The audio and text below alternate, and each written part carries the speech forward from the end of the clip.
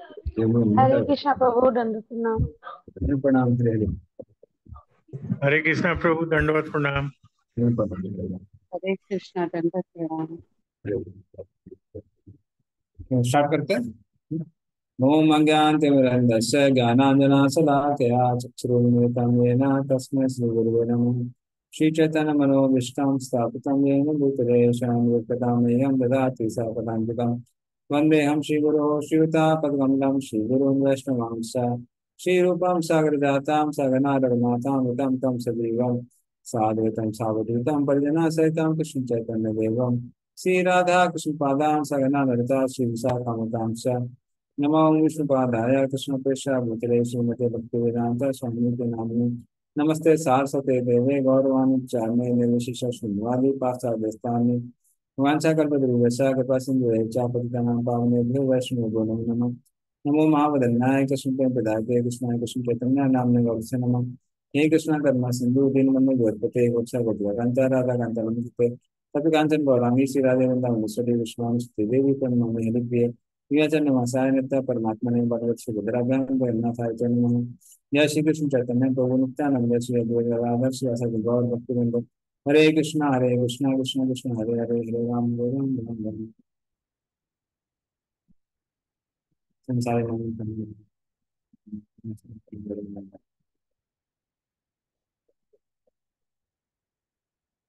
Hare Krishna.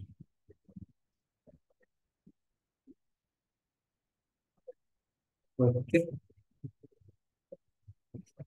Process of creation. नमो नमस्तस्त वृषभाय सात्वतां विदुरकाष्ठाय मुहुः योगिनां निरस्त साम्यातिशयेन राधसा स्वधामनि ब्रह्मणि रमसते नमः। पढ़िए इसका।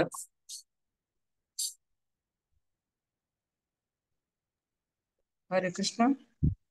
मैं उन्हें सादर नमस्कार करता हूँ जो यदुवंशियों के संगी है और भक्तों के लिए सदैव समस्या बने रहते हैं। वे भौतिक तथा आध्यात्मिक दोनों जगतों के परम भोक्ता है। फिर वे वैकुंठ में स्थित अपने धाम का भोग करते हैं। कोई भी उनके समान तुल्य नहीं है क्योंकि उनका दिव्य ऐश्वर्य अमाप्य है। हरे कृष्णा। तो इस तरह सुखदेव गोस्वामी भगवान की प्रशंसा करते हुए यहाँ पे श्री कृष्ण को नमन कर रहे हैं।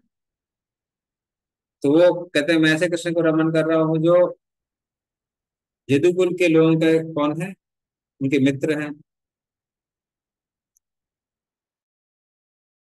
जो अभक्तों के लिए हमेशा दिक्कत है, जो भौतिक संसार और आध्यात्मिक संसार के भोक्ता है,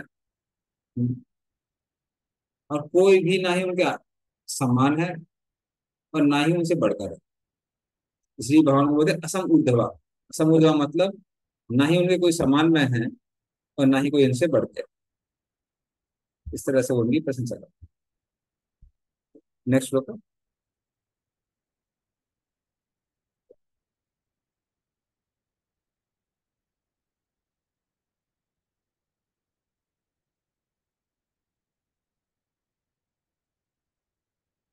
यत् कीर्तन यत् स्मरणम यद ईक्षणम यद वंदनम यद श्रवणम यद अर्हणम लोकस्य सद्यो विदिनोति कल्मषम तस्मै सुभद्रा स्रवसे नमो नमः। इसका अर्थ तात्पर्य नहीं पड़ता।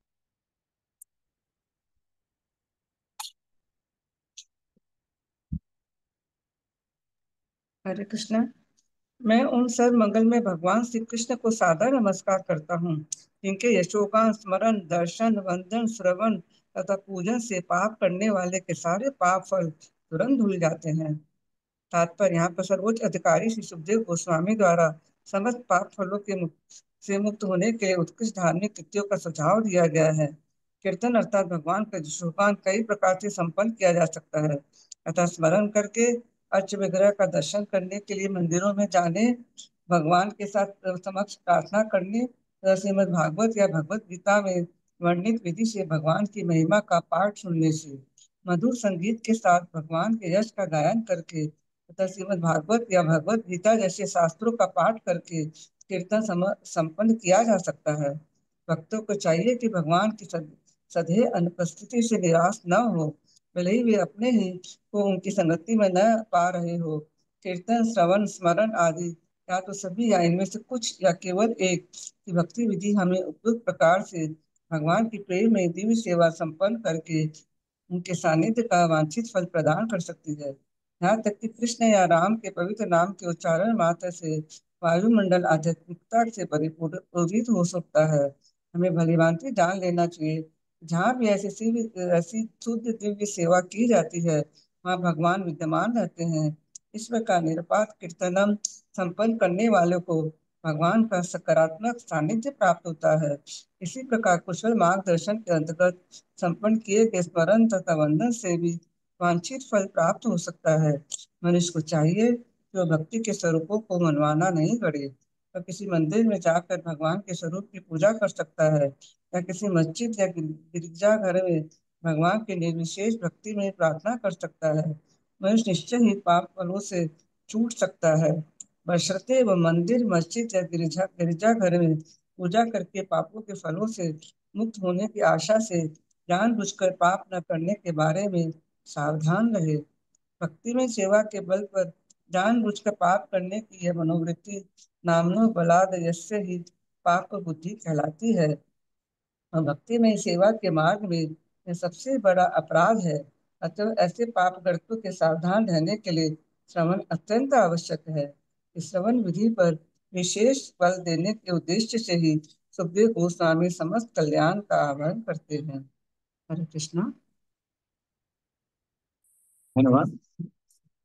तो इस तरह से इस श्लोक में वो कहता है, यद कीर्तनम, कीर्तन करने से, स्मरणम, भगवान का स्मरण करने से, ईक्षणम अर्थात आंखों से भगवान का दर्शन करने से, उनकी वगैरह का दर्शन करने से, वंदनम उनको प्रार्थना करने से, श्रवणम उनके बारे में सुनने से, तो उन सबसे क्या होता है, सद्यो विदनोति कल्मषम, जितने भी कल्मश हैं, कष्ट हैं, वो सबके सब उनका नाश हो जाता है। और तस्मै सुभद्रा सर्वसे नमो नमः, और व्यक्ति के जीवन में कल्याणकारी कार्य होने लगते हैं। तो इस तरह से ये सारी की सारी चीजें हैं बहुत शक्तिशाली है, और प्रभुपाद जी की कृपा से हम देख सकते हैं हमको लगभग सब कुछ ही मिल रहा है। तो डेली मॉर्निंग प्रोग्राम में इस सारे के सारे कार्य करते हैं। अरे नेक्स्ट श्लोक है।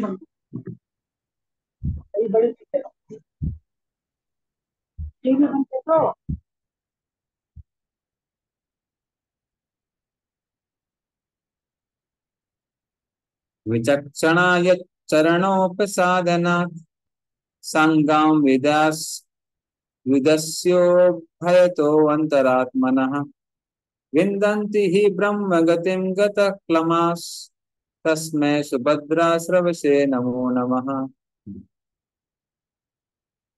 पढ़ी तो ये कंटिन्यू चली थी।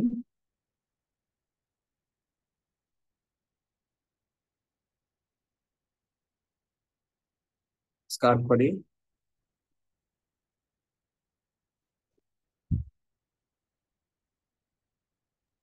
हरे कृष्णा। मैं सर्व मंगल में भगवान श्री कृष्ण को बारंबार प्रणाम करता हूँ। उनके चरण कमलों की शरण ग्रहण करने मात्र से उच्च कोटि के बुद्धिमान जन वर्तमान तथा भावी अस्तित्व की सारी आसक्तियों से छुटकारा पा जाते हैं और बिना किसी कठिनाई के आध्यात्मिक जगत की ओर अग्रसर होते हैं। हरे कृष्णा। तो फिर वो कहते हैं, मैं भगवान कृष्ण के चरणों पर की वंदना करता हूँ, क्योंकि जो बड़े बड़े ज्ञानी हैं, हाँ, तो जो बड़े बड़े ज्ञानी हैं वो भी भगवान की पूजा करके सारे अनर्थों से मुक्त हो सकते हैं। तो वो भगवान जो अंतःकरण पर स्थित है, वो उनके हृदय को साफ कर देते हैं। और क्योंकि भगवान के हृदय में विद्यमान होके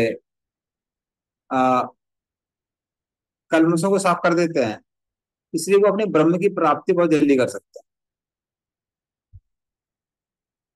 तो इस तरह से जो ज्ञानी लोग हैं वो भी भगवान के चरणों की वंदना करते हैं। नेक्स्ट अगला।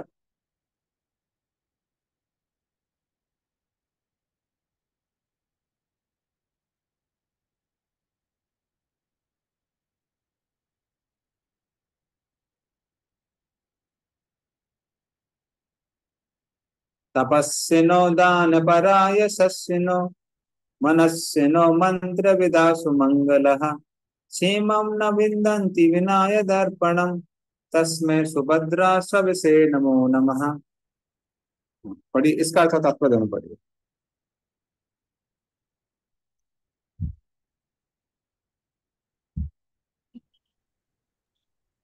हरे कृष्णा।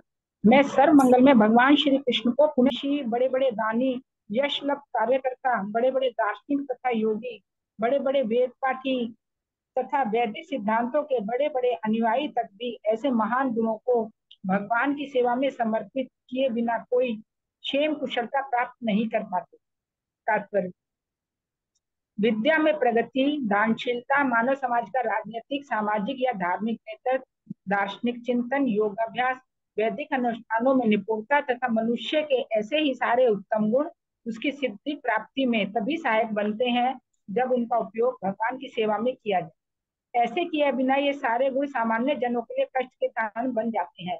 प्रत्येक वस्तु का उपयोग या तो अपनी इंद्रिय तृप्ति के लिए या फिर अपने अतिरिक्त अन्यों की सेवा के लिए हो सकता है। स्वार्थ के भी दो प्रकार हैं, निजी स्वार्थ तथा विस्तारित स्वार्थ। लेकिन इन दोनों प्रकार के स्वार्थों में कोई गुणात्मक अंतर नहीं है। चोरी चाहे निजी स्वार्थ के लिए की जाए या पारिवारिक स्वार्थ के लिए, वह एक जैसी होती है, अर्थात अपराधमय। यदि कोई चोर अपने लिए नहीं तो समाज या देश के लिए चोरी करने के कारण अपने को निर्दोष बताए तो किसी भी देश के कानून द्वारा उसे क्षमा नहीं किया जा सकता। सामान्य लोगों को इसका ज्ञान नहीं रहता कि जीवन का स्वार्थ तभी पूर्णता को प्राप्त होता है जब ऐसा स्वार्थ भगवान के स्वार्थ से अभिन्न होता है। उदाहरणार्थ, शरीर तथा आत्मा का एक साथ पालन पोषण करने में क्या स्वार्थ है? मनुष्य शरीर पालने के लिए निजी या सामाजिक धन कमाता है, किंतु जब तक ईश चेतना न रहे तब तक शरीर का पालन ईश्वर के साथ अपने संबंध की अनुभूति प्राप्त करने के लिए न हो, तब तक शरीर तथा आत्मा का एक साथ पालन करने के सारे प्रयास पशु द्वारा शरीर तथा आत्मा का पालन करने के सदृश ही है। मनुष्य शरीर के पालन पोषण का प्रयोजन पशुओं से भिन्न होता है। इसी प्रकार विद्या की प्रगति, आर्थिक विकास, दार्शनिक शोध, वैदिक साहित्य का अध्ययन या यहाँ तक कि पुण्य कर्मों को संपन्न करना, यथा दान, अस्पताल खोलना, अन्नदान, ये सारे कार्य भगवान से संबंधित होने चाहिए। ऐसे सारे कार्य तथा प्रयासों का उद्देश्य भगवान की प्रसन्नता होना चाहिए, किसी सत्ता, व्यक्ति या समूह की पुष्टि नहीं। संसिद्धि हरितोषणम, भगवद गीता में इसी सिद्धांत की पुष्टि की गई है, जहाँ पर यह कहा गया है कि हम जो भी दान दें तथा जो भी तपस्या करें वह सब भगवान को अर्पित कर देना चाहिए या उन्हीं के निमित्त करना चाहिए। ईश्वर विहीन मानवीय सभ्यता के पटु नेतागण तब तक शैक्षिक उन्नति या आर्थिक उन्नति के विविध प्रयासों में कोई सफलता प्राप्त नहीं कर सकते जब तक वे ईश भावना भावित ना हो। और ईश भावना भावित होने के लिए मनुष्य को सर्व मंगल में भगवान के विषय में उस तरह से श्रवण करना होता है जिस रूप में भगवद गीता तथा श्रीमद् भागवत में उनका वर्णन हुआ है। हरे कृष्ण। धन्यवाद। तो इसमें अलग अलग लोगों के बारे में बताया गया है। तपस्विनो, तपस्विनो किसके बारे में बताया गया है? ज्ञानियों के बारे में बताया गया है। ज्ञानी लोग बहुत तपस्या करते हैं, सतगुण जीवन जीते हैं, ब्रह्मचर्य का पालन करते हैं, सुबह सब जल्दी उठते हैं। तो तपस्विनो। दान परा किसको बोला गया है? कर्मकांडी लोगों को बोला गया है। तो वो लोग बहुत दान करते हैं, किस लिए करते हैं? क्योंकि दान देने से बढ़ता है, प्रॉफिट आता है, इसलिए वो लोग दान करते हैं। यशस्विनो, और यशस्विनी बोला गया ऐसे कर्मकांडियों के बारे में जो बहुत विशेष है। ऐसे लोग क्या करते हैं? बड़े बड़े अश्वमेध यज्ञ इत्यादि करते हैं, और कई लोग में आप बोल सकते हैं कि वो बड़े बड़े आयोजन करते हैं ताकि उनको बड़ा पुण्य प्राप्त होगा और इस तरह से धन में पैसा आता रहेगा। मनस्विनो, ये योगियों के बारे में जो मन को हमेशा क्या करते हैं? कंट्रोल करते हैं। मंत्र विदा, जो लोग वेदों का अध्ययन करते हैं, मंत्रों का उच्चारण करते हैं, उनको मंत्र विदा कहा गया है। तो सुमंगला उनके बारे में बोला गया है जो अच्छा आचरण रखते हैं।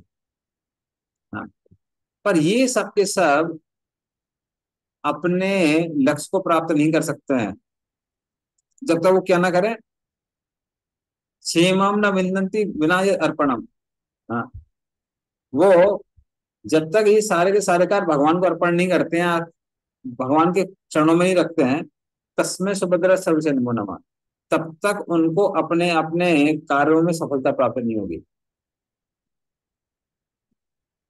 तो कार्य में सफलता तभी प्राप्त हो सकती है तब ये सारी की सारी चीजें किसके लिए की गए, सब कुछ भगवान को अर्पित किया जाए।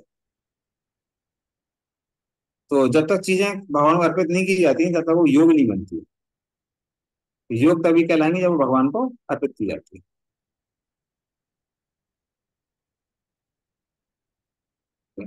नेक्स्ट श्लोक है।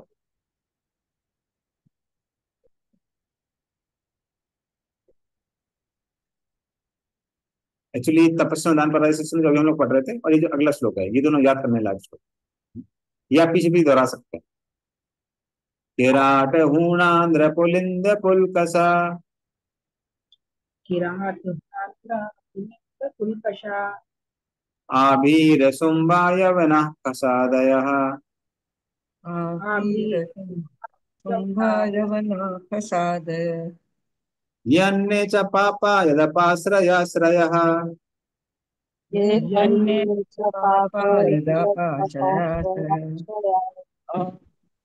शुद्धन्ति तस्मै प्रभविष्णवे नमः।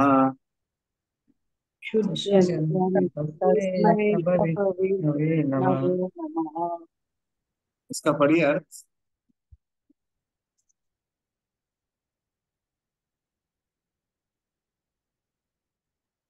हरे कृष्ण। किरा नून आंध्र पुलिंद पुलकश आभीर शुंभ यवन खस आदि जातियों के सदस्य तथा पाप कर्मों में लिप्त रहने वाली अन्य लोग परम शक्तिशाली भगवान के भक्तों की शरण ग्रहण करके शुद्ध हो सकते हैं। मून भगवान को सादर नमस्कार करता हूँ। हरे कृष्ण। धन्यवाद। तो इस तरह से ये प्रभुपाद ने तो तात्पर्य में बहुत सारे डिटेल दिए, लंबा तात्पर्य है कि कौन कौन से लोग हैं जो कि आउटकास्ट कहलाते हैं। तो ऐसे लोग जो आउटकास्ट हैं, किराट, किराट की तो पूरी स्टडी होती है वहां पर रांची में। रांची के जो आदिवासी लोग किराट कहते हैं। हूण जो माउंटेनियर्स हैं, खासकर जहां से बर्मा म्यांमार वगैरह। आंध्रा जो आंध्र प्रदेश के लोग हैं। पुलिंद पुलका साभीर सुम्बा, तो ये सब जो लोग हैं। फिर जो मंगोल लोग उनको खास कहते हैं। तो ये सब के सब जो लोग हैं ये सब आउटकास्ट कहलाते हैं। लेकिन ये अन्य चा पापा, इस तरह से इस श्रेणी में जो भी अन्य पापी लोग आते हैं, अगर वो क्या करते हैं, ये तो उपाश्रय आश्रय, वो उनका आश्रय लेते हैं जिन्होंने भगवान का आश्रय लिया है, जिन्होंने भगवान के चरणों में अपना जीवन समर्पित किया है। ऐसे गुरु का अगर वो आश्रय लेते हैं तो क्या होता है, शुद्धंति तस्मै, वो पूर्ण रूप से शुद्ध हो जाते हैं।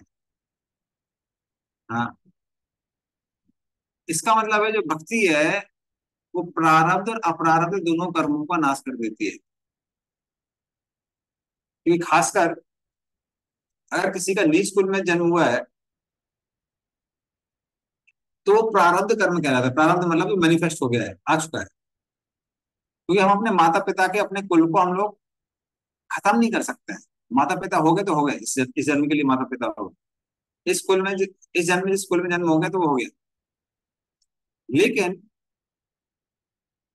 व्यक्ति इन सब दोषों से भी मुक्त हो सकता है, शुद्धंति ना। तो अगर इससे शुद्ध हो सकता है तो किसी भी चीज से शुद्ध हो सकता है ना।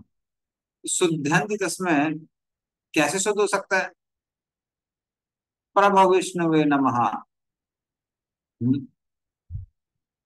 ये भगवान विष्णु की शक्ति के कारण शुद्ध हो गए हैं ना। तो प्रभुता, प्रभु विष्णु में शब्द आता है प्रभुता से, शक्ति। तो भगवान विष्णु इतने शक्तिशाली हैं कि जो उनके चरणों का आश्रय लेता है वो शुद्ध होता है, और जो ऐसे आश्रय लेने वालों का आश्रय लेता है वो भी व्यक्ति शुद्ध हो जाता है। बल्कि इतना शुद्ध हो जाता है कि उसके बारे में बोला जाता है, अर्चय विष्णु शील धीर गुरु सुंदर मतिर वैष्णवे जाति बुद्धि।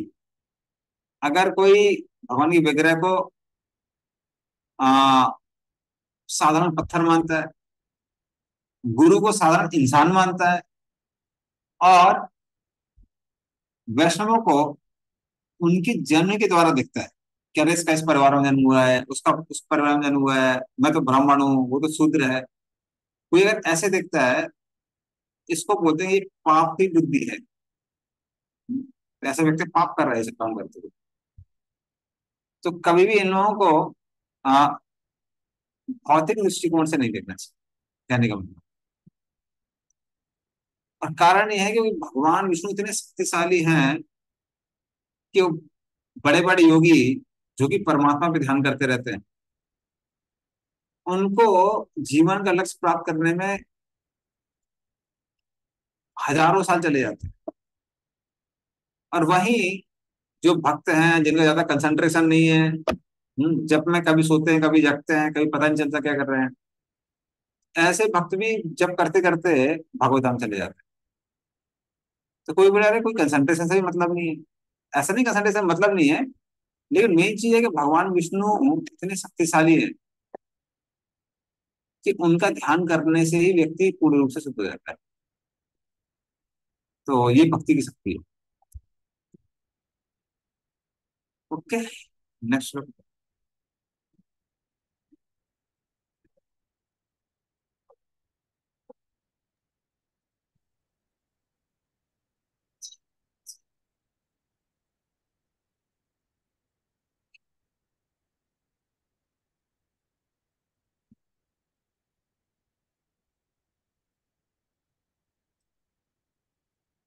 स एष आत्मात्मताम् अधीश्वरस् त्रयीमयो धर्ममयस्तपोमयः कथा गलीकेर्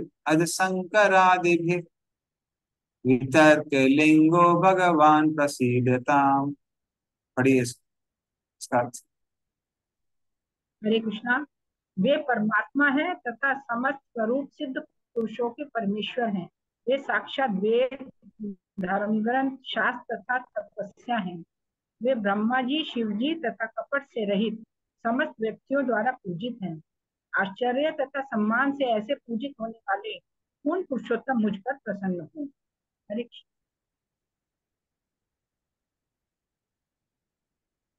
तो फिर वो भगवान की प्रशंसा करते हुए बोल रहे हैं। तो वो कहते हैं कि वो स्वयं भगवान है। उनको जो ज्ञानी है, योगी है, वो उनको आत्मा रूप में पूजा करते हैं। उनकी आत्मा मतलब वो हृदय में विद्यमान, इस तरह से पूजा करते हैं। या ज्ञानी बोलते हैं कि हमें और उनमें कोई डिफरेंस नहीं है, तो उनको आत्मा रूप में पूछते हैं वो। हाँ। फिर जो वेदों का अध्ययन करने वाले हैं, वो उनको पूछते हैं कि ये वेदों का सार है। जो धर्म का पालन करने वाले हैं, तपस्या करने वाले हैं, वो उनको समझते हैं कि इनके द्वारा भी हमको सारी चीजें मिलने वाली हैं। ऐसे जो भगवान है, ब्रह्मा शिवा भी उनको नहीं जान सकते हैं। हाँ, तो जब वो नहीं जान सकते हैं तो ज्ञानी योगी कहाँ से जानेंगे। तो इस तरह से भगवान को समझना आसान नहीं है। नेक्स्ट लोग।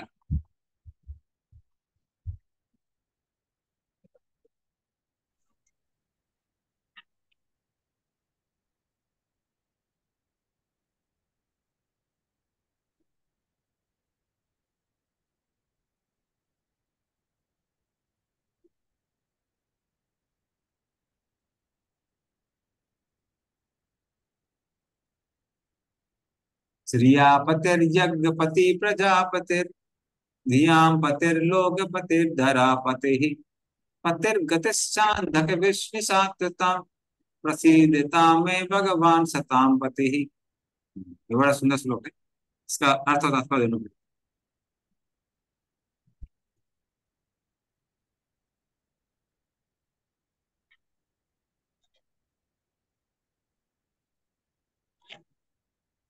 हरे कृष्णा। भगवान श्री कृष्ण जो समस्त भक्तों के पूजनीय स्वामी है, यदुवंश के अंधक तथा वृष्टि जैसे समस्त राजाओं के रक्षक तथा उनके यश हैं। सभी लक्ष्मी देवियों के पति, समस्त यज्ञों के निर्देशक, अतः समस्त जीवों के अग्रणी, समस्त बुद्धि के नियंता, समस्त दिव्य एवं भौतिक लोकों के अधिष्ठाता तथा पृथ्वी पर परम अवतार सर्वे सर्वा है, वे मुझ पर कृपालु हो। तात्पर्य, चूंकि सुखदेव गोस्वामी प्रमुख गतव्य लीक अर्थात गलत धारणा से मुक्त हैं, अतः वे भगवान श्री कृष्ण के संबंध में अपनी अनुभूति को समस्त सिद्धियों के सार के रूप में बताते हैं।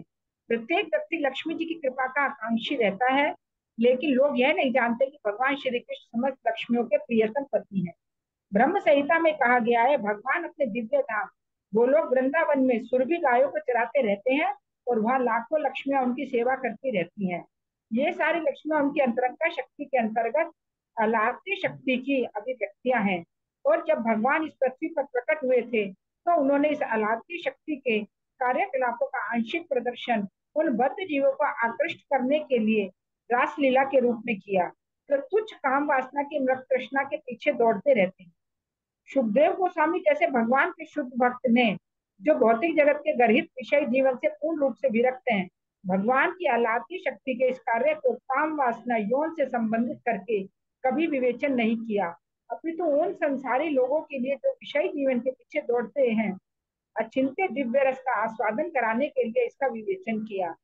संसार में मोह की जंजीरों में बद्ध होने का मूल कारण विषय जीवन ही है, और सुखदेव गोस्वामी कभी भी संसारी विषय जीवन के प्रति रुचि नहीं रखते थे, न ही भगवान की आह्लादनी शक्ति की अभिव्यक्ति का ऐसी पतित वस्तुओं से कोई संबंध होता है। भगवान चैतन्य एक दृढ़ सन्यासी थे, यहाँ तक कि वे किसी भी स्त्री को नमन करते तथा प्रणाम करने के लिए भी अपने निकट नहीं आने देते थे। उन्होंने जगन्नाथ मंदिर में देवदासियों द्वारा की जाने वाली प्रार्थनाएं तक कभी नहीं सुनी, क्योंकि सन्यासी को स्त्री जाति द्वारा गाए गए गीत भी सुनने की मनाही है। फिर भी दृढ़ सन्यासी पद पर रहते हुए भी उन्होंने वृंदावन की गोपियों द्वारा की गई पूजा की विधि को भगवान की सर्वोच्च प्रेमा भक्ति के रूप में मान्यता दी। श्रीमती राधा रानी तो ऐसी लक्ष्मियों में प्रधान है, अतः वे भगवान की आह्लाद की अर्धांगिनी है और कृष्ण से अभिन्न है। जीवन में सर्वोच्च लाभ प्राप्त करने के लिए वैदिक अनुष्ठानों में विभिन्न प्रकार के यज्ञों को करने की संस्तुतियां की गई है। बड़े बड़े यज्ञ करने से प्राप्त होने वाला वर अंततः लक्ष्मी जी द्वारा की गई कृपा ही है, और लक्ष्मी जी के पति या प्रियतम होने के कारण भगवान समस्त यज्ञों के भी स्वामी है। वे सभी प्रकार के यज्ञों के अंतिम भोक्ता हैं, अतः विष्णु का एक अन्य नाम यज्ञपति है। भगवत गीता में संस्तुति की गई है, प्रत्येक कार्य यज्ञपति के लिए किया जाए। यज्ञ अर्थात कर्मण है, अन्यथा मनुष्य के कार्य प्रकृति के नियम द्वारा उसके बंधन का कारण होंगे। जो लोग समझ भ्रांत धारणाओं वियलीकम से मुक्त नहीं है, वे छोटे छोटे देवताओं को प्रसन्न करने के लिए यज्ञ करते हैं, लेकिन भगवत भक्त अच्छी तरह जानते हैं कि भगवान श्री कृष्ण ही समस्त यज्ञ अनुष्ठानों के परम भोक्ता है। अतः वे संकीर्तन यज्ञ श्रवणम कीर्तनम विष्णु हो करते हैं, जो इस कलयुग के लिए विशेष रूप से संतुष्ट है। कलयुग में अन्य प्रकार के यज्ञों को संपन्न करना संभव नहीं है, क्योंकि व्यवस्था अपर्याप्त है और कुशल पुरोहित नहीं मिल पाते। भगवत गीता में से हमें यह जानकारी मिलती है कि ब्रह्मा जी ने ब्रह्मांड में बद्ध जीवों को जन्म देने के पश्चात उन्हें यज्ञ करने तथा संपन्न जीवन बिताने का आदेश दिया। ऐसे यज्ञों के संपन्न करने से बद्ध जीवों को कभी भी जीवन निर्वाह करने में कठिनाई नहीं होती। अंतोत्तत्वा वे अपने जीवन को शुद्ध कर सकते हैं। वे देखेंगे कि उनकी उन्नति आध्यात्मिक जीवन में सहज में ही हो गई है, और वही जीव का वास्तविक स्वरूप है। बद्ध जीव को चाहिए कि वे कभी भी यज्ञ, दान तथा तपस्या का परित्याग किसी भी दशा में ना करें। ऐसे सभी यज्ञों का उद्देश्य यज्ञपति अर्थात भगवान को प्रसन्न करना है, इसीलिए भगवान प्रजापति है। कठोपनिषद के अनुसार अकेले भगवान असंख्य जीवों के नायक हैं, सारे जीव भगवान द्वारा पालित हैं। एको बहुनाम यो विद्याति कामान, इसलिए भगवान सर्वोपरि भूत व्रत या सभी जीवों के पालक कहलाते हैं। जीवों को उनके पूर्व कर्मों के अनुपात के अनुसार ही बुद्धि प्रदान की जाती है। सारे जीवों को एक समान गुण वाली बुद्धि प्रदान नहीं की जाती, क्योंकि बुद्धि के ऐसे विकास के पीछे भगवान का नियंत्रण रहता है। जैसा कि भगवत गीता में घोषणा की गई है, परमात्मा रूप में भगवान सबके हृदय में वास करते हैं, और उन्हीं से स्मृति, ज्ञान की शक्ति तथा विस्मृति आती है। मत्त स्मृति ज्ञान पोहनम च। एक व्यक्ति भगवत कृपा से अपने भूतकाल के कार्यों को भली भांति स्मरण कर सकता है, जबकि दूसरा व्यक्ति नहीं कर पाता। कोई व्यक्ति भगवत कृपा से अत्यधिक बुद्धिमान होता है, किंतु उसी नियंत्रण से दूसरा व्यक्ति मूर्ख होता है। अतः भगवान ध्यानपति अथवा बुद्धि के स्वामी है। बद्ध जीव भौतिक जगत के स्वामी बनने का प्रयास करते हैं। प्रत्येक व्यक्ति अपनी उच्चतम बुद्धि का प्रयोग करके भौतिक प्रकृति पर प्रभुत्व जताना चाहता है। बद्ध जीव द्वारा बुद्धि का यह दुरुपयोग पागलपन कहलाता है।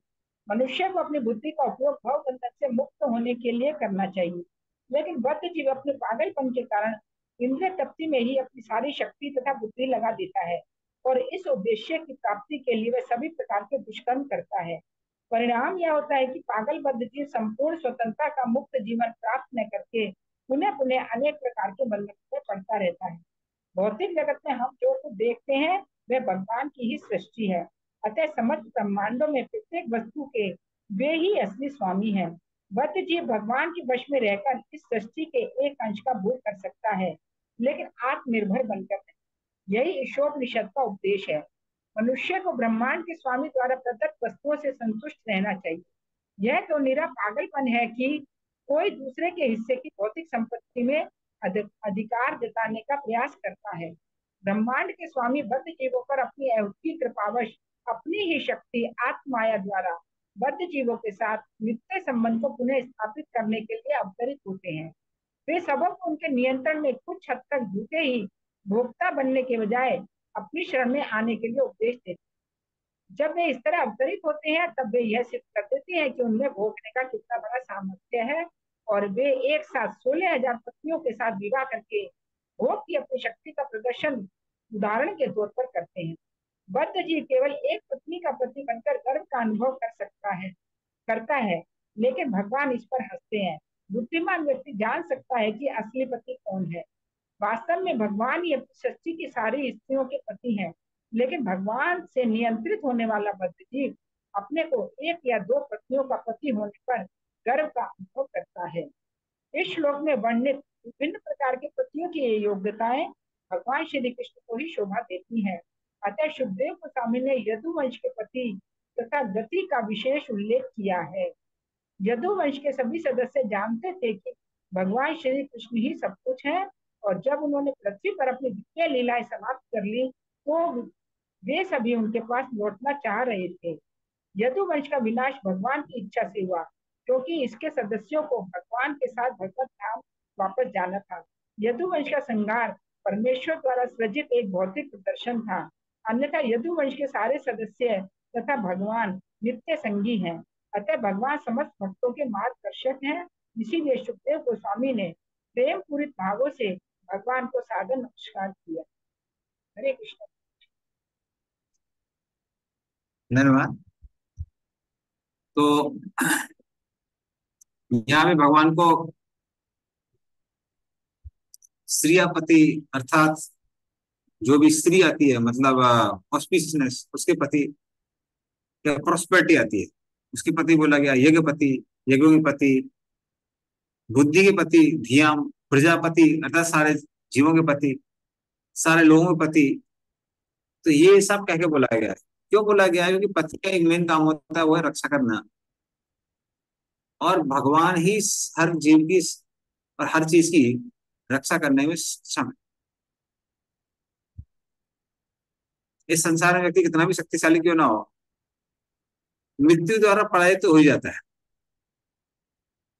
लेकिन एक ही व्यक्ति है जो मृत्यु को भी पराजित कर देता है, वो कौन है? वो भगवान है। इसलिए भगवान को यहाँ क्या बोला गया है? इन सारी चीजों का पति बोला गया है।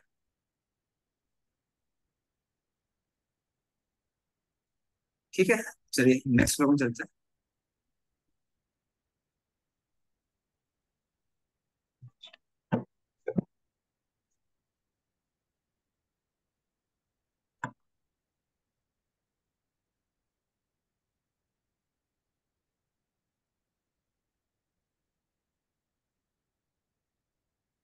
यदंग्रि अभिधान समाधि धौतया धियानुपश्यन्ति हि तत्त्वमात्मनः वदन्ति चेतत् कवयो यथा रुचम् स मे मुकुन्दो भगवान् प्रसीदताम्।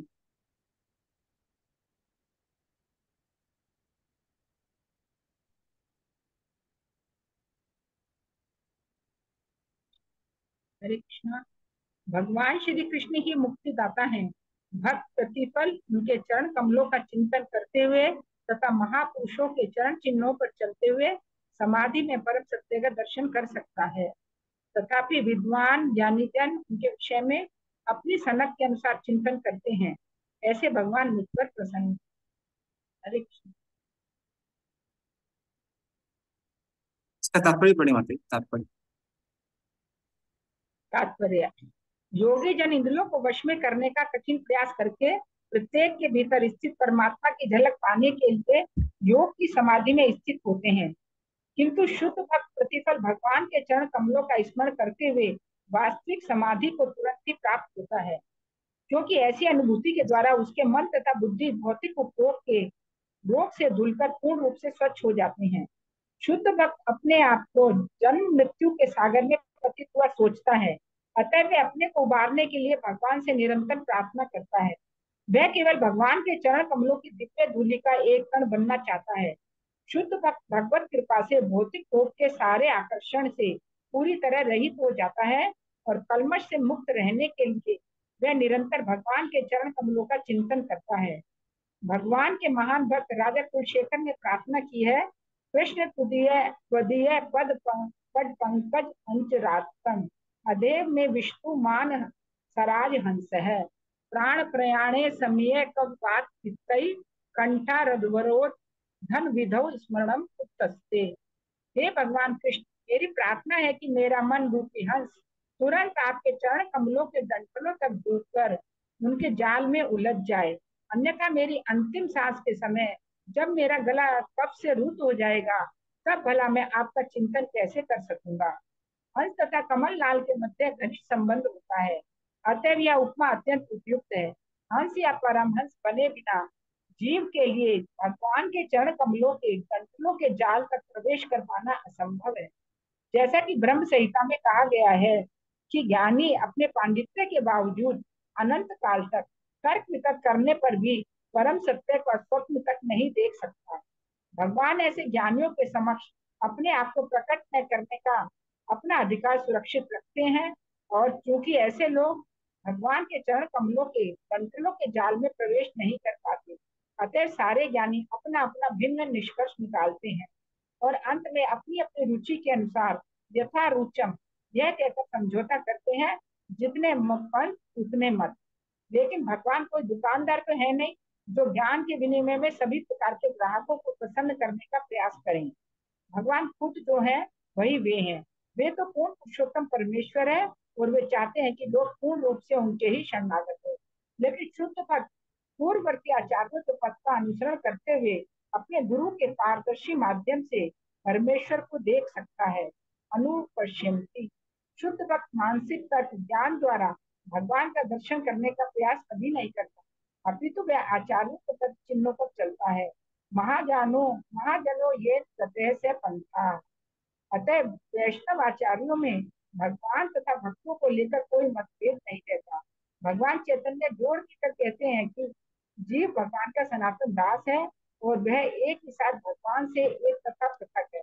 भगवान चैतन्य के इस तत्व को वैष्णव मत के चारों संप्रदाय समान रूप से मानते हैं। मोक्ष के बाद भी भगवान की शाश्वत दासता सभी स्वीकार करते हैं और ऐसा कोई प्रामाणिक वैष्णव आचार्य नहीं है जो भगवान तथा अपने आप को एक सोच सके। भगवान की सेवा में शत प्रतिशत लगे रहने वाले शुद्ध भक्त की यह विनम्रता भगवत भक्त को समाधि दशा प्राप्त कराती है, जिससे वह प्रत्येक वस्तु की अनुभूति करता है, क्योंकि भगवान निष्ठावान भक्त के समक्ष प्रकट होते हैं। जैसा कि भगवत गीता में कहा गया है, भगवान प्रत्येक व्यक्ति की बुद्धि के स्वामी होने से यहाँ तक कि अभक्तों के भी अपने भक्त को समुचित बुद्धि प्रदान करते हैं, जिससे शुद्ध भक्त स्वतः भगवान तथा उनकी विपरीत शक्तियों के विषय में असली तथ्यों से अवगत हो जाता है। भगवान न तो किसी की चिंतन शक्ति से न परम सत्य विषय वाक्जाल से प्रकट होते हैं, अपितु वे भक्त के समक्ष तभी प्रकट होते हैं जब भक्त के सेवा भाव की प्रवृत्ति से पूर्ण रूप से संतुष्ट होते हैं। सुखदेव गोस्वामी न तो चिंतक है न ही जितने पंथ उतने मत सिद्धांत के समर्थक हैं, अपितु वे केवल भगवान से उनके दिव्य आनंद का आह्वान करते हुए प्रार्थना करते हैं, भगवान को जानने का यही तरीका है। हरे कृष्ण। धन्यवाद। तो इस श्लोक में सुखदेव गोस्वामी ज्ञान प्राप्त करने के लिए प्रार्थना कर रहे हैं। वो कहते हैं कि जो लोग लंबे समय तक समाधि में रहते हैं उनका हृदय शुद्ध हो जाता है, और ऐसे लोग परमात्मा का दर्शन कर पाते हैं। हाँ। कई लोग हैं वो अपने अपनी बुद्धि की शक्ति के अनुसार, अपने अपने ज्ञान के अनुसार भगवान का के बारे में बताते हैं। कुछ लोग बोलते हैं कि भगवान परमात्मा रूप में है। कुछ लोग बोलते हैं भगवान का कोई रूप नहीं है। हाँ। कुछ लोग बोलते हैं जीव ही सब जगह व्याप्त है। कुछ लोग हैं जो बोलते हैं कि ये जो जगत है वो मिथ्या है। भले लग रहा है कि नित्य, पर कैसे अनित्य है। तो इस तरह से अलग अलग बुद्धि के कारण लोग सत्य को नहीं जान पाते हैं। इसीलिए श्लोक में वो प्रार्थना कर रहे हैं और भगवान से प्रार्थना करते हुए कहते हैं कि आप मुझे बुद्धि प्रदान करें ताकि मैं आपके बारे में बता सकूं। तो फिर कोई बोल सकता है कि जिस तरह से भगवान ने आ, ब्रह्मा के मुंह से वेदों की वाणी प्रकट की थी, तो आपके मुंह से भी आराम से वो क्या कर सकते हैं, वो अपनी लीलाओं को प्रकट कर सकते हैं। तो आप चिंता क्यों कर रहे हैं? तो फिर सुखदेव गोस्वामी ये करते हैं, अगला श्लोक देखते हैं। नेक्स्ट श्लोक।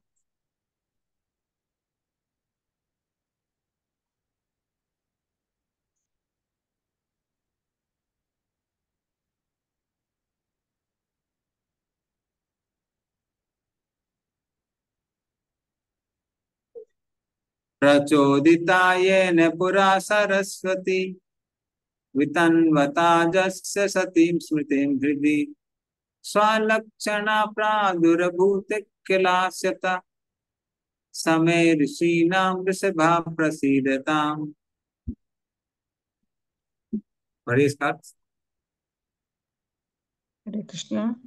जिन्होंने सर्जन के प्रारंभ में ब्रह्मा के हृदय में शक्तिशाली ज्ञान का विस्तार किया और सृष्टि तथा अपने विषय में पूर्ण ज्ञान की प्रेरणा दी, और जब ब्रह्मा के मुख से प्रकट हुए प्रतीत हुए, वे भगवान मुझ पर प्रसन्न हो। हरे कृष्ण। धन्यवाद। तो वो कहते हैं अगर भगवान प्रसन्न है तो फिर वो क्या करेंगे? तो वो जिस तरह से वो ब्रह्मा जी से या ब्रह्मा जी के हृदय में सरस्वती प्रकट होती हैं, और इस तरह से वो क्या कर पाते हैं, वेदों की वाणी को बोल पाते हैं। और ये वेदों की वाणी ब्रह्मा जी के मुंह से निकलती है। कब निकलती थी? पूरा कल्प के प्रारंभ में निकली थी। और वितनवता, और उस तरह से भगवान ने क्या किया था, उनके हृदय में वो ज्ञान प्रदान किया जिससे उनके हृदय से वेदों की वाणी निकल पाए। तो वो कहते हैं कि अगर भगवान कृपा करेंगे तो ही मेरे हृदय से भी उनकी जो लीलाएं हैं, उनके जो गुण हैं, ये सब के सब प्रकट हो सकते हैं। तो यस्य देवे पराभक्ति तथा देवे तथा गुरु तस्यैव कथता यथा प्रकाशन्ते महात्मा। तो भगवान की कृपा से और गुरु की कृपा से ही व्यक्ति के हृदय में दिव्य ज्ञान प्रकट हो सकता है। तो हालांकि ये एक साधना है, भगवान के बारे में सुनना, बोलना, समझना, किंतु ये सारी चीजों का साक्षात्कार तभी हो सकता है जब भगवान की कृपा होती है और गुरु की कृपा होती है। अन्यथा ये आर्टिफिशियली हम उसको प्राप्त नहीं कर सकते। ओके, नेक्स्ट श्लोक।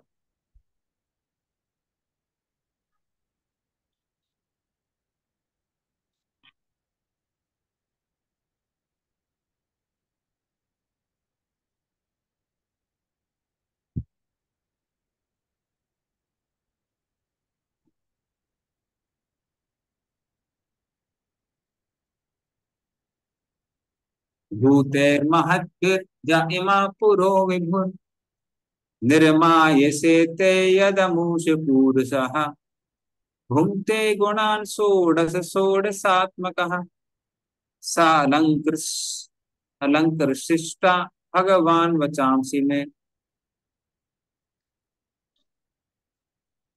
हरे कृष्णा।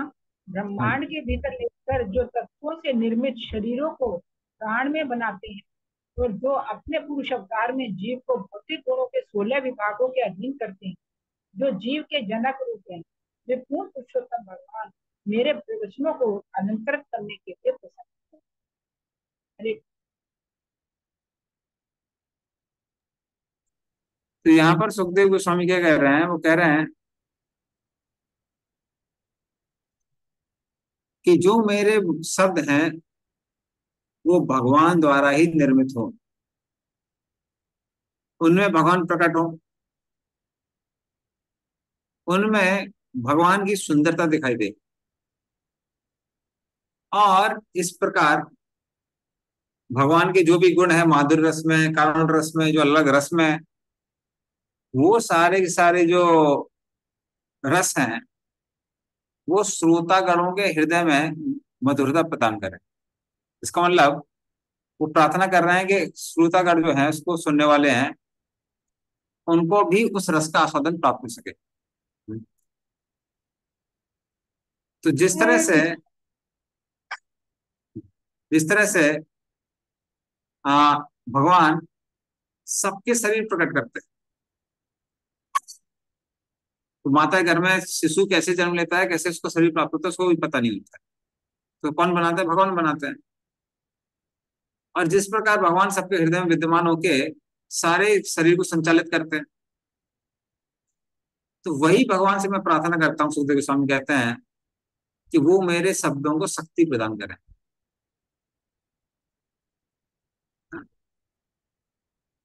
तो वो पुरुष है, वो भोक्ता है, वो 11 इंद्रियां, 5 स्थूल तत्व, इन सब के निर्माता है। इन सबका निर्माण वो किससे करते हैं? माता अपने दृष्टिपात से करते हैं। इसलिए उनको क्या बोला है? 16 सात में कहा। तो 16 एलिमेंट्स हैं, 11 इंद्रियां और 5 महाभूत, पृथ्वी जल वायु इत्यादि, उनको जो बनाने वाले हैं।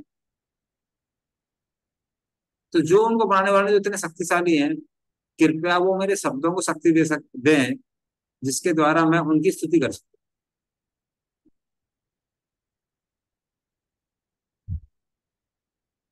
इस तरह से वो प्रार्थना करें। नेक्स्ट श्लोक है।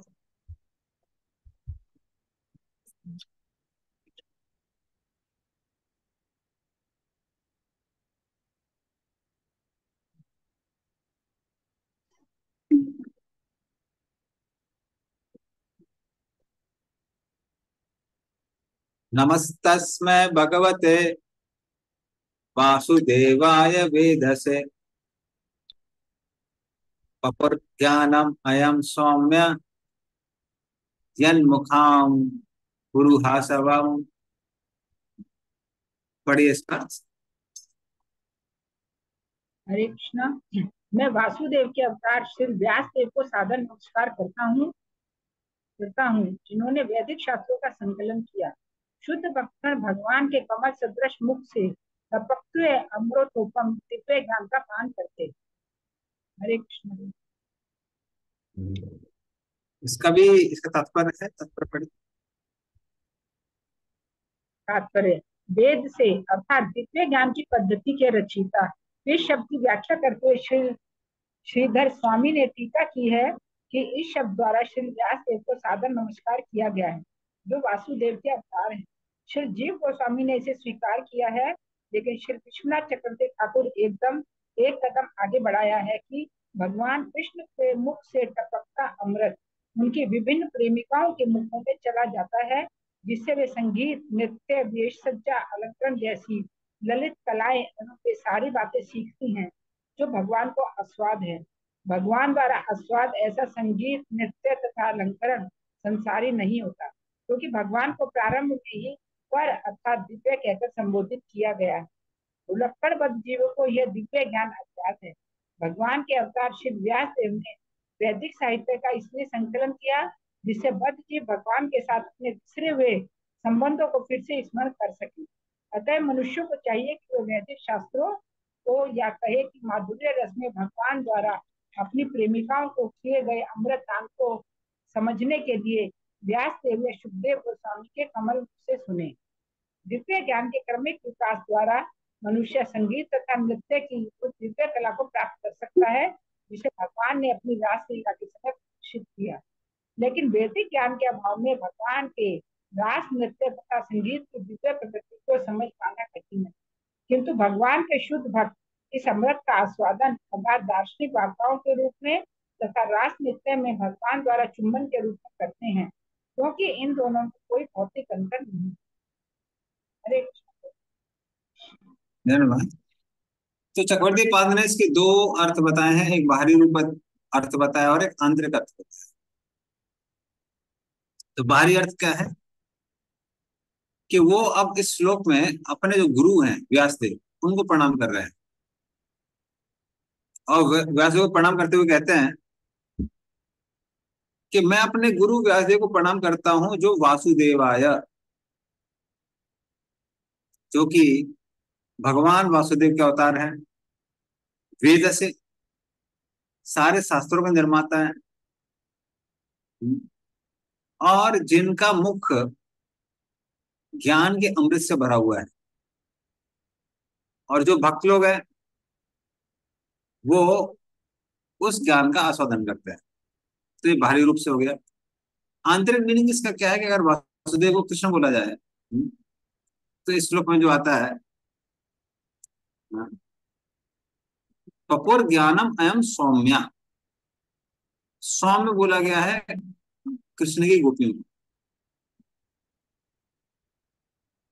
क्योंकि गोपियों ने कृष्ण के अधरामृत का पान किया। इससे उनको क्या प्राप्त हुआ? दिव्य ज्ञान, दिव्य ज्ञान प्राप्त हुआ, रस तत्व का ज्ञान हुआ, नृत्य का ज्ञान हुआ, फिर गायन म्यूजिक का ज्ञान हुआ, आर्ट का ज्ञान हुआ। और इसकी वजह से गोपियों को कृष्ण के अलावा और कुछ सूझता ही नहीं था। वो ये सारी की सारी चीजों के द्वारा कृष्ण को प्रसन्न करने में लगे और इस तरह से गोपियों को अंत में कृष्ण का भी पूर्ण साक्षात्कार प्राप्त हुआ। तो इस तरह से सुखदेव गोस्वामी सारे श्रोताओं को प्रेरित करते हैं कि हम भी उनके चरण कमलों पे चल के उस दिव्य ज्ञान को प्राप्त करें जो गोपियों को प्राप्त हुआ। तो इस तरह से इसका इंटरनल मीनिंग है, आंतरिक मीनिंग। नेक्स्ट श्लोक।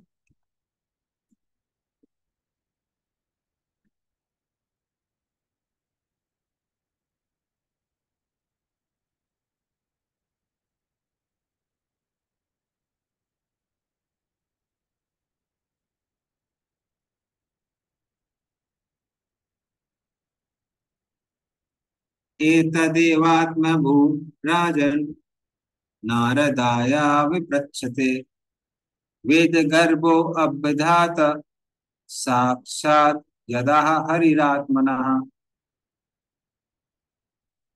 पढ़िए इसका भी अर्थ।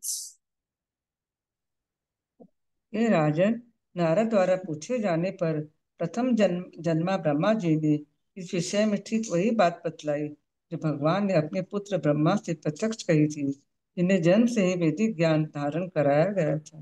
हरे कृष्ण।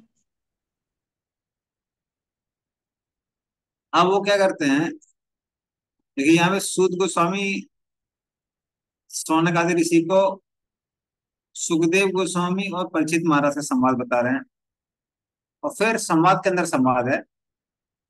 अब सुखदेव गोस्वामी परीक्षित महाराज को ब्रह्म नारद के बीच में संवाद था, ब्रह्मा जी और उनके पुत्र नारद मुनि के बीच में, उसके बारे में बता रहे हैं।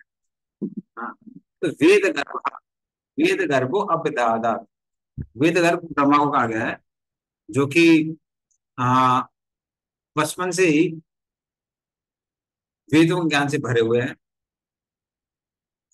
तो उन्होंने क्या किया नारदाय पृच्छते। तो ये जो ज्ञान है किसको दिया? नारद मुनि को दिया। अब वो कहता है कि मैं उस ज्ञान को सुनाना चाहता हूँ। तो जो हमारा नेक्स्ट चैप्टर है, नेक्स्ट चैप्टर में नारद और ब्रह्मा जी का संवाद है, उसके बारे में बताया। ओके, तो 2.5 चलते हैं हम लोग।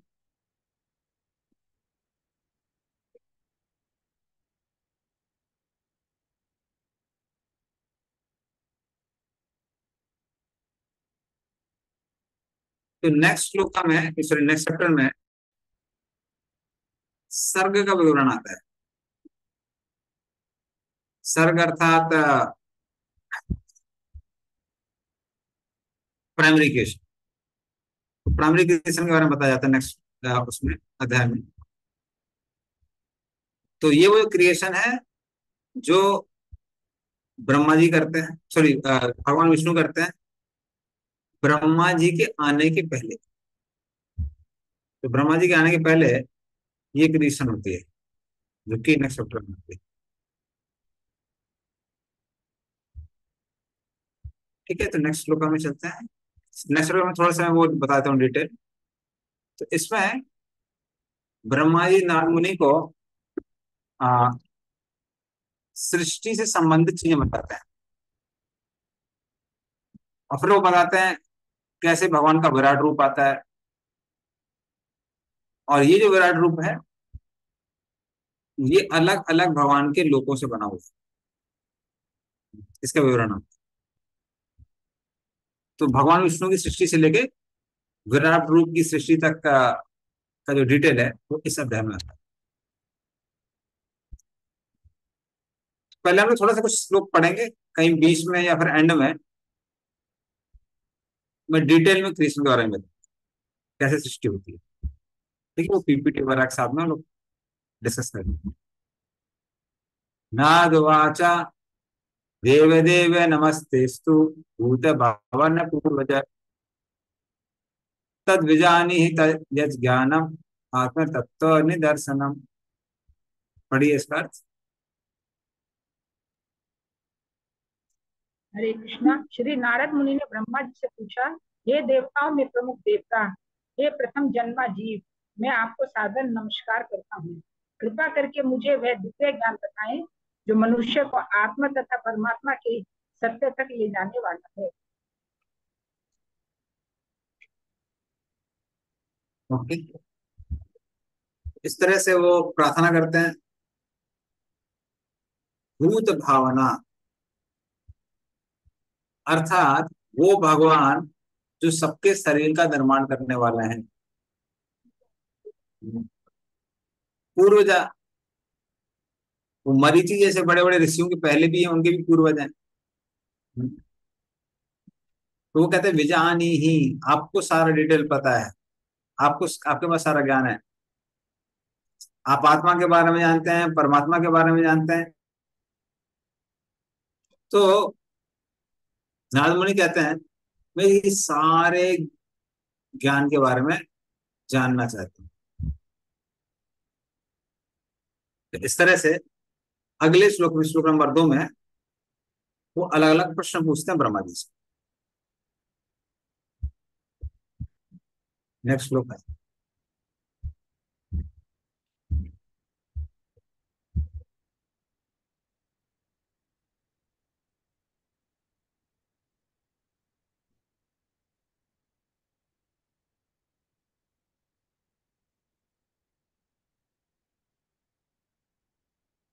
यद रूपम यद अधिष्ठानम यदा सृष्टम इदम प्रभो यद स्तम यद यद संस्थम यद परम यच्च तत् तत्त्वं वद ततः। बड़े इसका अर्थ और तात्पर्य। हरे कृष्ण। हे पिताजी, कृपया इस व्यक्त जगत के वास्तविक लक्षणों का वर्णन कीजिए। इसका आधार क्या है? इसका सृजन किस प्रकार किया गया? यह किस तरह संस्थित है? यह सब किसके नियंत्रण में किया जा रहा है? तात्पर्य: वास्तविक कार्य तथा कारण के आधार पर नारद मुनि द्वारा उठाए गए प्रश्न अत्यंत तर्क संगत प्रतीत होते हैं। किंतु नास्तिक लोग कई स्वनिर्मित सिद्धांत प्रस्तुत करते रहते हैं जिनके कार्य कारण का लेश मात्र भी नहीं रहता। व्यक्त जगत तथा आत्मा अभी भी इन ईसाविहीन नास्तिकों द्वारा प्रयोगात्मक ज्ञान के आधार पर अविवेचित है। यद्यपि जिन्होंने अपने उर्वर मस्तिष्क द्वारा निर्मित अनेक सिद्धांत प्रस्तुत किए हैं, किंतु नारद मुनि ऐसे मानसिक चिंतक सिद्धांतों के विपरीत सृष्टि संबंधी सारे वास्तविक तथ्यों को जानने के इच्छुक थे। इन सिद्धांतों के द्वारा नहीं, आत्मा तथा परमात्मा संबंधित दिव्य ज्ञान में जगत तथा इसकी सृष्टि की पृष्ठभूमि का ज्ञान सम्मिलित होता है। घटनाओं से भरे इस जगत में किसी भी बुद्धिमान व्यक्ति को यथार्थ रूप में तीन बातें दिखाती है: जीव, व्यक्त जगत तथा इनके ऊपर अंतितम नियंत्रण। बुद्धिमान व्यक्ति देख सकता है न तो जीव न ही व्यवहार जगत संयोग जन्म सृष्टिया है। सृष्टि एवं इसके नियमनकारी कारणों से इसके पीछे किसी बुद्धिमान मस्तिष्क की योजना कार्यशील प्रतीत होती है और शुद्ध जिज्ञासा द्वारा किसी ऐसे व्यक्ति की सहायता से परम कारण को खोजा जा सकता है जो उन्हें वास्तव में जानता हो। हरे कृष्ण। धन्यवाद। तो आगे मैं दिखा सकता हूँ, मे भी सुमेश चेतन को डिस्प्ले कर रहे हैं। हाँ ठीक है, तो मैं करते उसका पहले समरी दिखा देता हूँ चैप्टर पे। तो इस चैप्टर में पहले 8 श्लोकों में नारद मुनि के प्रश्न और उनके डाउट पूछे गए हैं। श्लोक नंबर 9 से 13 में ब्रह्मा जी नारद मुनि के जो डाउट थे कि जैसे आप ही भगवान हैं, ये सब वो सोचते हैं, तो ब्रह्मा जी क्लैरिफाई करते हैं कि नहीं नहीं नहीं, ऐसा कुछ नहीं। और फिर 14, 15, 16 में नारद मुनि के 3 प्रश्नों का उत्तर आता है। 14, 15, 16 तो जो उन्होंने पूछे यद रूपम यदेष्ठानम यद परम, जो श्लोक में 6 प्रश्न पूछे उनमें से 3 प्रश्न, इनका उत्तर 14, 15, 16 में आ जाता है। 17 से 20 में ब्रह्मा जी अपने में और भगवान विष्णु में जो अंतर है उसको दर्शाते हैं। अर्थात एक जीव में और भगवान विष्णु में क्या अंतर है, इस बारे में बताते हैं 17 से 20 में। 21 से 35 में वो बताते हैं यथा सृष्टम, जो उन्होंने प्रश्न पूछा था उसके बारे में बताते हैं। और श्लोक नंबर 36 से 42 में आ, विराट रूप की सृष्टि के बारे में बताया। इस तरह से ये डिवाइड किया गया है इस चैप्टर को। अभी हम लोग उसके बारे में देखते हैं कि वो क्या क्या उन्होंने प्रश्न पूछे और कहाँ उसका उत्तर है। तो पहला प्रश्न उन्होंने जो पूछा था वो था यद रूपम, इस संसार का भौतिक सृष्टि का रूप क्या है। हाँ, तो क्या क्या कैरेक्टरिस्टिक्स है यद रूपम। हाँ, फिर पूछा यद अधिष्ठानम, अर्थात ये जो सृष्टि है पहले तो इसका रूप क्या है, फिर इसने किसका आश्रय लिया हुआ है। हम देखते हैं कि संसार में आ, किसी कोई ना कोई तो आश्रय देने वाला है, ये हर कोई एक्सेप्ट करता है। अदरवाइज पूरा सोलर सिस्टम चल रहा है, एक सेल के अंदर इतने ज्यादा डिटेल में चीजें हो रही हैं, तो ये जो पूरा सिस्टम बना हुआ है, हम लोग कार्बन डाइऑक्साइड छोड़ते हैं, पेड़ पौधे उसको लेते हैं, वो ऑक्सीजन छोड़ते हैं जिसको हम ग्रहण करते हैं। इतनी सारे साइकिल और सिस्टम्स बने हुए हैं, से ये तो सिद्ध होता है कि कोई ना कोई इसका आश्रय है। तो वो पूछ रहे हैं कौन इसका आश्रय है। हम्म, तो ये उनका अगला प्रश्न। हम्म, क्या यद अधिष्ठानम। फिर ठीक है, आश्रम को पता चल गया, पर वो पर्याप्त नहीं है। वो क्या पूछते हैं फिर यथा सृष्टम। ठीक है, हमको पता चलेगा कि किसने सृष्टि की है, फिर प्रश्न होता है कि कैसे सृष्टि की गई है। हाँ, तो कैसे सृष्टि गई है इसके बारे में बताइए, हम डिटेल जानना चाहते हैं। फिर यत संस्थानम, तो इसके बारे में बताते हैं कि यथा संस्थम, सॉरी संस्थानम, यथा संस्थम। फिर यथा संस्थम के 2 मीनिंग हो सकते हैं, एक तो कंजर्व्ड, कैसे इसको बचा के रखा है, या फिर किस तरह से विनाश होता है। तो ये दोनों इसके मीनिंग हो सकते हैं, कैसे उसको बचाया जाता है या फिर कैसे उसका विनाश होता है। ये 4 प्रश्नों के पांचवा प्रश्न है, यत परम, अर्थात वो किस पर निर्भर करता है। हाँ, ये संसार है, कोई ना कोई तो व्यक्ति है जिस पर ये निर्भर कर रहा है। ठीक है, हम मान सकते हैं कि देवता लोग उसको आ, चला रहे हैं, पर वो किसी ना किसी पे तो निर्भर करते होंगे ना। तो वो कौन परम व्यक्ति है जिस पर सारे देवता भी निर्भर करते हैं? कौन वो व्यक्ति है? तो ये अगला प्रश्न है, पांचवा प्रश्न। और फिर जो लास्ट प्रश्न है वो है यच्चा, अर्थात ये ब्रह्मांड किन किन तत्वों का बना हुआ है। तो 6 प्रश्न फिर से बताते हैं। यद रूपम, अर्थात इसका रूप क्या है, या फिर किन तत्वों से हम इसको समझ सकते हैं। दूसरा, यद अधिष्ठानम, कौन इसका आश्रय, इसको आश्रय देने वाला है। तीसरा है यथा सृष्टम, कैसे सृष्टि होती है। 14 प्रश्न यद समस्तम, अर्थात कैसे इसका विध्वंस होता है या फिर इसको बचाया जाता है।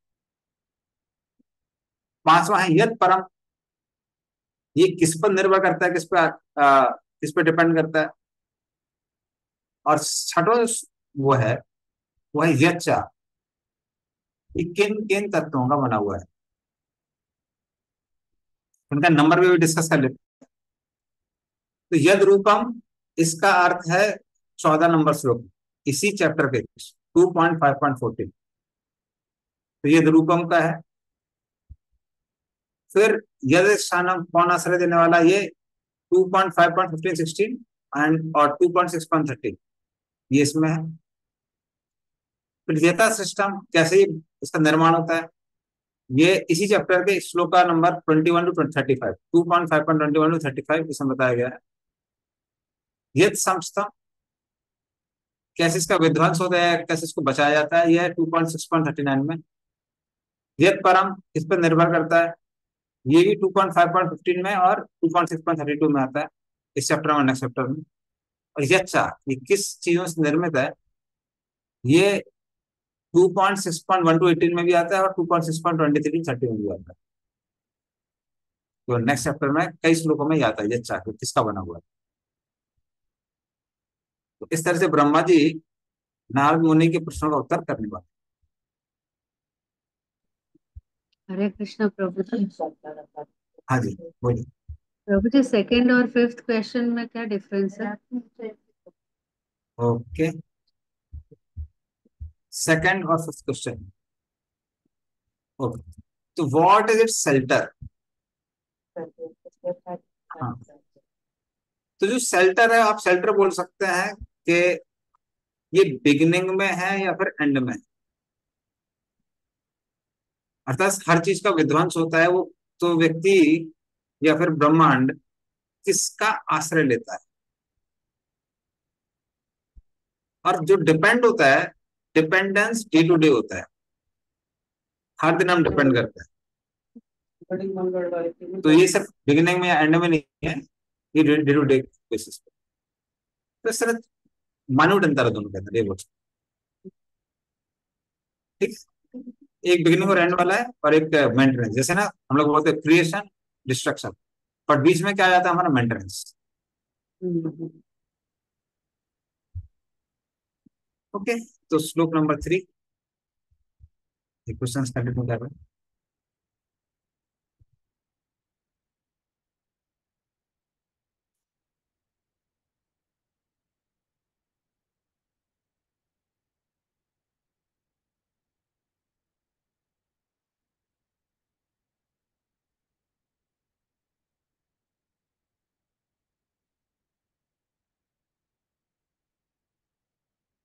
सर्वं हि एतद् भगवान् वेद भूत भव्य भवतु करामलक् विश्वं विज्ञानावसितं तव। पढ़िए इसका अर्थ। हरे हरे कृष्णा। हे पिताजी, आप यह सब वैज्ञानिक ढंग से जानते हैं, क्योंकि भूतकाल में जो कुछ रचा गया, भविष्य में जो भी रचा जाएगा, या वर्तमान में जो कुछ भी रचा जा रहा है, तथा इस ब्रह्मांड के भीतर कितनी सारी वस्तुएं हैं, वे सब आपकी हथेली में आंवले के सदृश है। हरे कृष्ण। तो वो क्या कहते हैं कि जो परमात्मा है, जीवात्मा है, भौतिक जगत है, आप सबको जानने वाले हैं। क्यों जानने वाले हैं? क्योंकि आप पूर्व काल से ही सारे जीवों के स्वामी हैं। भविष्य काल में जो भी जन्म लेने वाले हैं, आप उन सबके स्वामी हैं। जो अभी रह रहे हैं, आप उनके भी स्वामी हैं। हाँ, आपको हर चीज का ज्ञान है। अरे पूरा ब्रह्मांड आपके, पूरा ब्रह्मांड ऐसे है जैसे कोई छोटे से आंवले को अपने हाथ में आराम से बंद कर लेता है। पूरा ब्रह्मांड आपके हाथ में ऐसे बंद है। इस तरह से वो उनकी प्रशंसा करते हैं।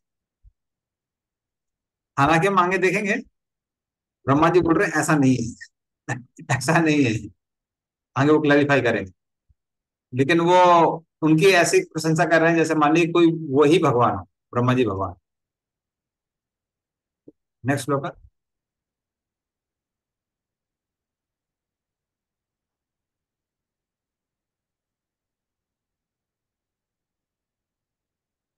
कर आमल कवच।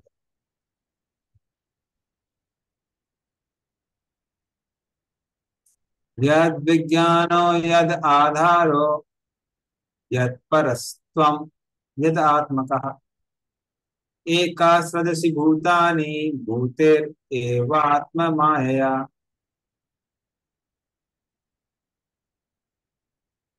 पढ़िए इसका अर्थ। हरे कृष्णा। हे पिताजी, आपके ज्ञान का स्रोत क्या है?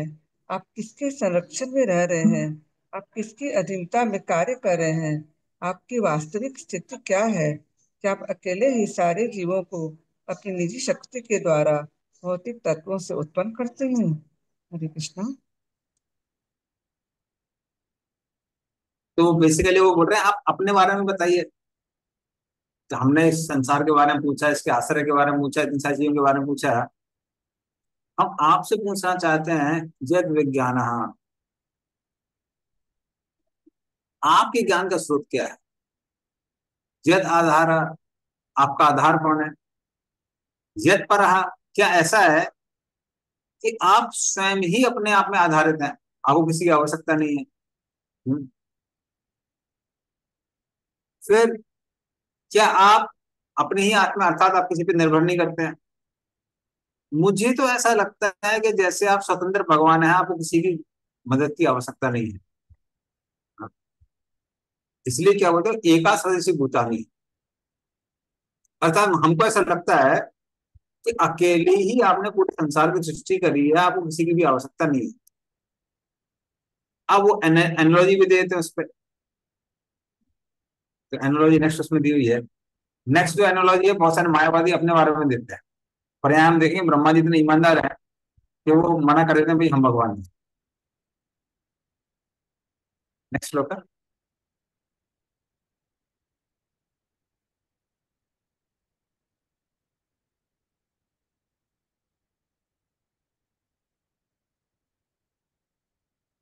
आत्मन भावयसे तानि न प्राभावयन स्वयं आत्मशक्ति अवष्टभ्य पूर्णा पूर्णनाभिर्वाक्मदः। पढ़िए इसका। हरे कृष्णा। जिस प्रकार मकड़ी अपने जाले को सरलता से उत्पन्न करती है और अन्यों के द्वारा पराजित हुए बिना अपनी सृजन शक्ति प्रकट करती है, उसी प्रकार आप अपनी आत्मनिर्भर शक्ति को प्रयुक्त करके दूसरे से सहायता लिए बिना सृजन करते हैं। हरे कृष्ण। आत्मन भावयसे तानि, मुझे लगता है कि आप स्वयं ही अपनी रक्षा करते हैं, आप स्वयं ही अपना आधार है। कैसे हैं? जैसे ऊन नाभि, अर्थात जो मकड़ी होती है, वो अपने सलाइवा से, अपने थूक से क्या करती है, एक जाल बनाती है, और जो छोटे छोटे कीट पतंगे इत्यादि हैं वो सब उस जाल में फंस जाते हैं। और फिर मकड़ी क्या करती है, उनपे फिक्स करती है, उनको खाती है। लेकिन मकड़ी अपने जाल में कभी नहीं फंसती है। उसी तरह से जो भगवान है, वो माया की सृष्टि करते हैं, माया में छोटे छोटे जीव जंतु फंस जाते हैं, पर भगवान स्वयं नहीं फंसते हैं। और फिर मकड़ी क्या करती है, अंत में उसी जाल को खा भी जाती है। तो हमको लगता है उस मकड़ी की तरह इस मकर जाले रूपी ब्रह्मांड की सृष्टि करते हैं, लोगों को माया में बांधते हैं, लोगों का मेंटेनेंस करते हैं, और फिर अंत में क्या करते हैं, उसी मकर जाले को, उस ब्रह्मांड को खा जाते हैं। हाँ, तो हमको लगता है आप ही भगवान है, इस तरह से वो बोल रहे हैं। नेक्स्ट श्लोक है।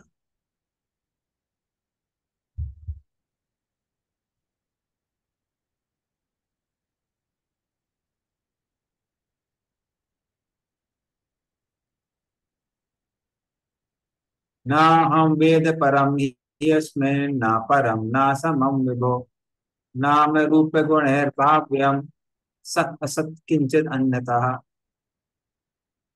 पढ़िए इसका अर्थ। हम किसी विशेष वस्तु शेष निकृष्ट या समतुल्य, नित्य या क्षणिक, इनके नामों, लक्षणों तथा गुणों से भी समझ पाते हैं। वो आपके अतिरिक्त अन्य किसी स्रोत से सृजित नहीं होती, क्योंकि आप इतने महान हैं। हरे कृष्णा। तो इस संसार में जो भी उच्च कोटि का है, निम्न कोटि का है, मध्यम कोटि का है, किसी भी नाम से हो, किसी भी रूप में हो, मनुष्य हो, जो कि जिनके दो पैर होते हैं, या फिर कोई सफेद रंग का हो, किसी का सूक्ष्म शरीर होगा, किसी का स्थूल शरीर होगा, किसी के दोनों शरीर होंगे, तो जो भी है,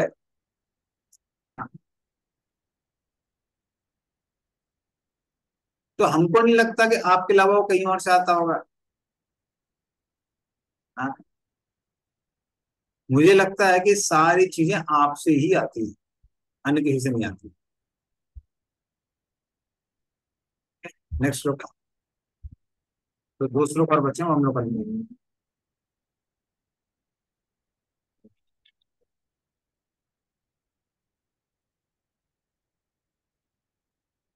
सा भवान् चरद घोरम यत तपः सुसमाहितः तेन खेदयसेनस्त्वं पराशंका च यच्छसि।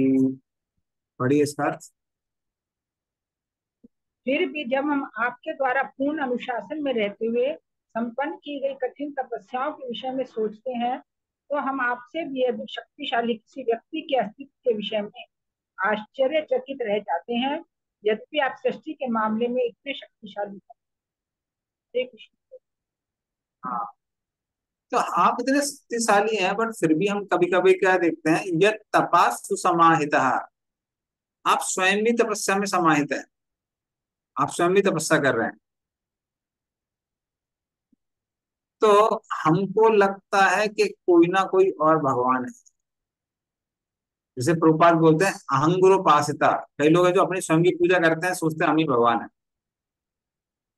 लेकिन आप पूजा कर रहे हैं, इसका मतलब क्या है, इसका मतलब है कोई और है जिसकी आप पूजा कर रहे हैं, आप भगवान नहीं हो सकते।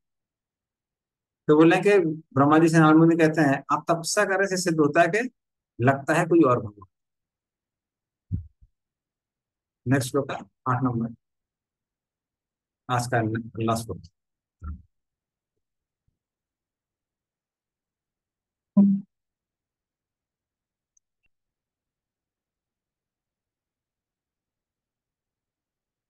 एतन्मे प्रच्युता सर्वं सर्वज्ञ सकलेश्वर विजानीहि यथैवेदम् अहम बुद्धे अनुशासितः। पढ़िए इसका अर्थ। हरे कृष्णा। हे पिताजी, आप सब कुछ जानने वाले हैं और आप सबों के नियंता हैं। अतः मैंने आपसे जितने सारे प्रश्न किए हैं उन्हें कृपा करके बताइए, जिससे मैं आपके शिष्य के रूप में उन्हें समझ सकूं। हरे कृष्णा। धन्यवाद। तो विजानी ही, कृपया करके मुझे बताइए, जो भी मैंने पूछा वो मुझे बताइए। और ऐसे बताइए ताकि मैं उनको समझ सकूं। तो सरल भाषा में बताइए या फिर ऐसी भाषा में समझाइए जो मैं समझ सकता हूँ। उससे इस तरह से नारद मुनि प्रश्न पूछते हैं और कहते हैं कृपया करके इन सबका समाधान करिए, मेरे डाउट्स क्लियर करिए। तो ब्रह्मा जी क्या क्या उत्तर देते हैं वो हम लोग नेक्स्ट क्लास में डिस्कस करेंगे, संडे क्लास में। श्रीमद भागवतम की जय, प्रभुपाद की जय। वांछा कल्पे कृपा सिंधु च पतितनां पावने दिनो वैष्णो देवी। गोपाल की जय।